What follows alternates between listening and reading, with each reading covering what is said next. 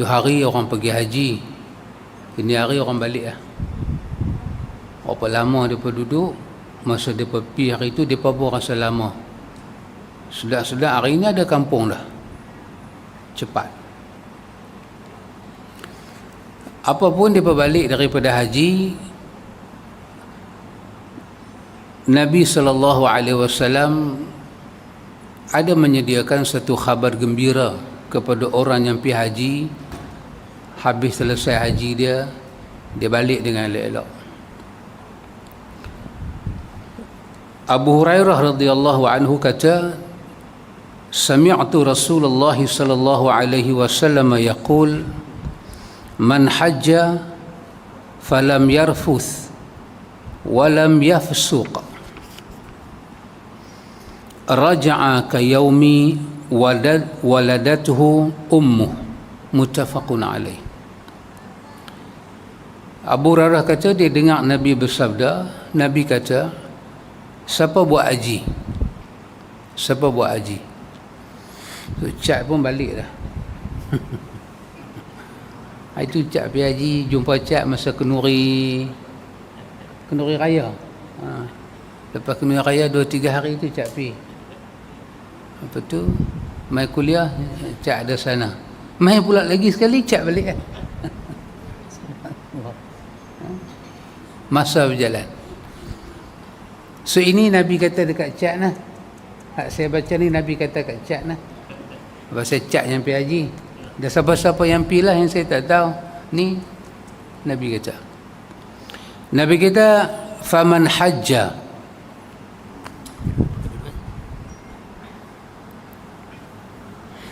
Nabi kata faman hajja.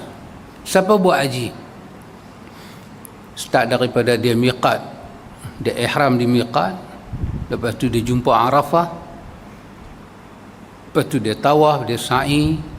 Lepas tu dia bercukok, bertahlul dan dia buat semua wajib-wajib haji semua. Nabi kata faman hajja. Siapa buat haji? Sempurna rukun, sempurna wajib-wajib haji semua. Masa dia buat haji, Nabi kata falam yarfuth. Masa dia buat haji, dia tak buat langsung, dia tak bercakap langsung, tak berbuat langsung benda-benda yang sia-sia, benda-benda yang rafath, cenderung kepada cakap yang tak elok, cakap huduh, cakap lucah, cakap kotor. Dia tak buat benda tu semua, tak buat rafath. Dia tak ada mencarut di mulut dia, kata kotor semua tak ada. Lam yarfuth, dia tak buat lagu tu semua. Walam yafsuq, dia tak buat semua benda-benda yang fasik, bertengkang, berkelahi, panas baran, orang terguna sikit barang dia lompat, cepat nak berkelahi, ke semua benda-benda rosak akhlak, benda fusuq, benda fasik, dia tak buat. Nabi kata kalau dia buat haji macam ni, memang dia macam ni punya keadaan. Nabi kata raja'a, dia balik. Balik tu maksud dia dah habis dah semua ibadat haji dia, selesai habis, dia pun nak balik kampung dia. Nabi kata kayaumi waladatuhu ummuh, di sisi Allah dia seperti hari mak dia melahirkan dia. Dia fitrah, dia bersih, dia tak ada dosa apa. Oh, maknanya besar orang buat haji ni. Pasal tu orang dulu, orang pergi haji, orang nak hentang, orang balik, orang nak sambut, orang nak buat kenuri, pergi nak buat kenuri, balik saya tak tahulah dulu. Orang nak sambut, orang seronok, orang nak sedekah bagi duit kat dia, suruh dia pakai pergi sana. Dan dia balik, orang nak peluk dia, orang nak cium dia, orang nak ambil berkat dia. Sebab sama macam budak-budak ni beranak, orang pegang, orang tua-tua tak nak dukung lah. Orang nak dukung dia, orang nak cium dia, orang nak cubit pipi dia, orang geram tengok dia. Macam mana orang sambut budak-budak keluar? Lagu tu lah orang sambut orang nak buat haji. Pasal apa? Pasal Nabi kata dia tu raja'a kayaumi waladatuhu ummuh, dia balik macam mana hari mak dia melahirkan dia. Maknanya besar. Ni Cak, Siapa yang tak perlu cat lagi balik berbaris kita cat. Seorang RM1 pun tak apa. Peluk. Tak ada apa, nak ambil berkat, nak seronok. Abu Hurairah juga kata, Nabi SAW kata, dia kata anna Rasulullah SAW qala al-umratu ila al-umrati kaffaratun lima bainahuma. Abu Hurairah kata Nabi SAW bersabda, Nabi kata satu umrah dengan satu umrah. Kita buat satu umrah, lepas tu nak buat pula umrahnya lagi satu. Berapa lama masa dia selang? Satu umrah dengan satu umrah yang lain, Nabi kata kaffaratun lima bainahuma. Tengah-tengah tu antara umrah ke umrah tu dia kafarah, dia menjadi pelerai, penebus kepada semua dosa yang kita buat. Oh, besar. Yang tu umrah. Nabi kata wal hajjul mabrur laisa lahul jazaa'un illa al jannah. Nabi kata tak adalah bagi haji, laisa lahu al hajjul mabrur, dan haji yang mabrur itu, haji mabrur, haji yang mana? Yang tadi buat tak ada rafas, tak ada fusuk, buat dengan cantik, buat dengan ikhlas, buat dengan dia punya manasik yang betul, Allah ampun dosa dia semua. Yang tu nama dia haji mabrur. Nabi kata wal hajjul mabrur, dan haji yang mabrur laisa lahul jaza. Nabi kata tak ada untuk dia satu balasan yang setimpal illal jannah, melainkan syurga. Oh, besar cat. Untuk cat ni melainkan syurga. Melainkan dalam riwayat lain Nabi kata tengah-tengah tu satu orang tu pergi buat dosa besar, maka habislah kelebihan ni semua. Dia pergi derhaka mak ke, balik haji, yarhamkallah, balik haji semua cantik elok, sampai airport tendang lagi dia. Digeram apa di sana tak boleh tendang, dia lepas geram ke airport. Derhaka dia, dosa besar, habis ya? Tak ada. Tapi kalau dia tak buat dosa besar apa? Nabi kata haji mabrur itu tidak ada balasan yang setimpal Allah nak kira bagi, melainkan Allah bagi surga.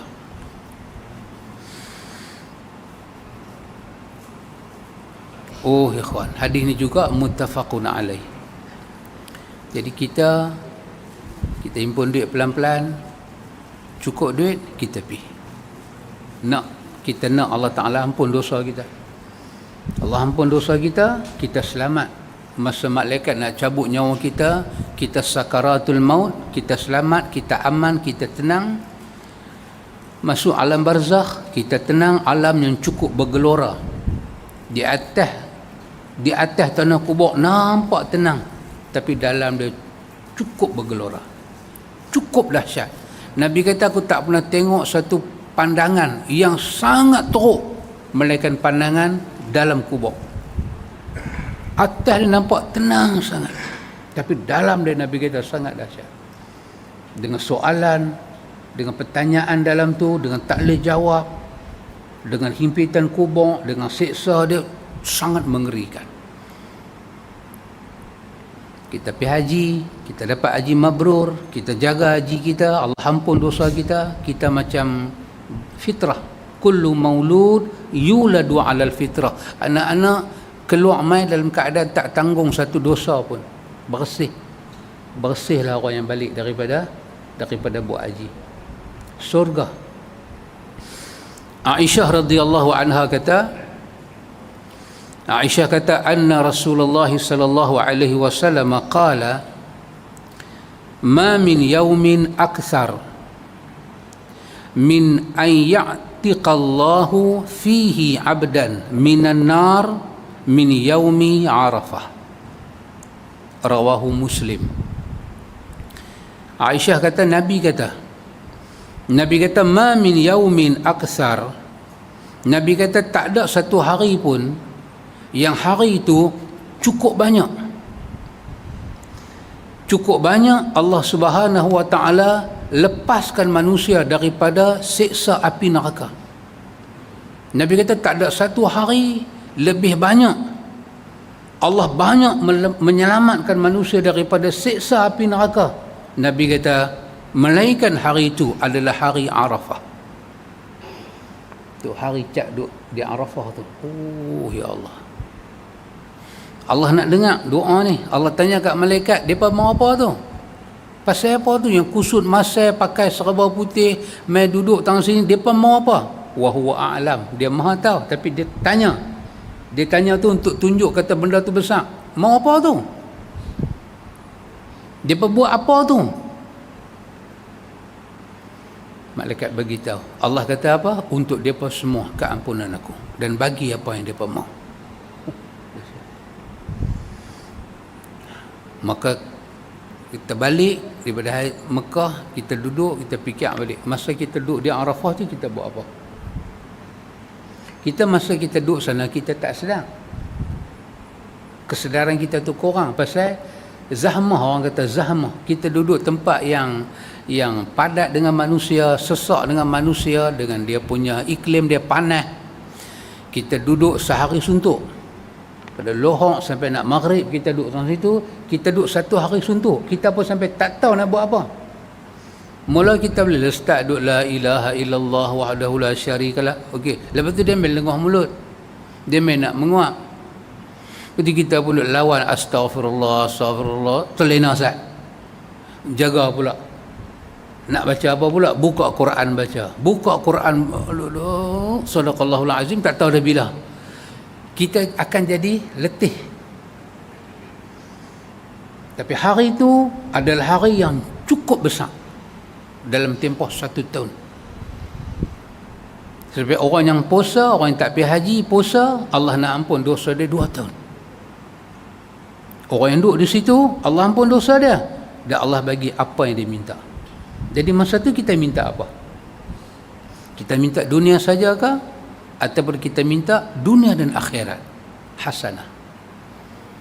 Maka tak ada satu hari di mana Allah Subhanahu wa taala membebaskan manusia daripada siksa hamba dia, daripada azab neraka. Banyak kata Aisyah. Nabi kata melainkan pada hari Arafah. Dan semua ni telah berlalu. Karena itu ikhwan, hadis yang kita duk baca selalu, Nabi pesan apa pada kita? Nabi kata innamal a'malu binniyat. Nabi kata amal semuanya start dengan niat. Dan kenapa amal start dengan niat? Nabi kata wa innama likulli imri'in ma nawa. Kerana hampa hanya akan dapat apa yang hampa niat. Niat, kalau kita bincang secara fiqh, dia ada maksud dia. Dia ada maksud dia. Tapi niat, kalau kita sembang secara tasawur, dia juga ada maksud dia. Secara tasawur, niat tu apa dia? Niat tu adalah kesedaran diri. Bila kita buat satu benda dan tak lupa tujuan kita buat, itu niat. Secara tasawur. Secara gambaran yang kita kena tahu. Bila kita duduk di padang Arafah, kita tahu kita duduk tu kita sedang mencari redha Allah. Kita sedang benda tu tak hilang daripada ingat kita. Yang tu bermakna kita ada niat. Kalau sampai kita seketika kita ralik dengan zikir, ralik dengan tu, kita pun terlupa kita wujud di padang Arafah. Dah jadi macam tak sedar, terlupa, ralik kot tu, ralik kot ni, bermakna kita hilang seketika niat. Kita semayang pun lagu tu, kita sedang kata kita semayang. Kita menghadap siapa? Apa kita nak buat? Apa kita nak baca? Dalam rukuk nak kata apa? Iktidal nak kata apa? Sujud nak kata apa? Antara dua sujud nak kata apa? Bermakna kita sedang. Sedang tu bermakna roh kita ada ketika kita buat amalan tu. Maka itu adalah niat. Itu tasawur kepada niat. Gambaran yang kita kena tahu. Maksud niat macam tu. Dan pasal apa kita duduk di padang Arafah ni? Bukan saja kita nak menyelesaikan rukun Islam kelima sebagai orang Islam, wajib pada kita menyempurnakan tuntutan Tuhan pada kita, tapi lebih besar daripada tu, kita nak cari redha Tuhan dekat kita. Bagi Tuhan sayang kat kita. Dan lebih besar daripada tu, kita mengharapkan rahmat Tuhan pada kita, kesian belas Tuhan pada kita. Diterima segala penat lelah yang kita buat ni, dan dia bagi pada kita syurga dengan rahmat dia. Niat bermakna kita sedang, kita tak lupa tujuan, maksud kita buat benda tu tak pernah hilang dan lekang daripada jiwa kita. Yang tu nama dia niat. Dan ramailah orang ikhwan, dia akan terlupa seketika tentang tujuan dia. Dia terlupa saja.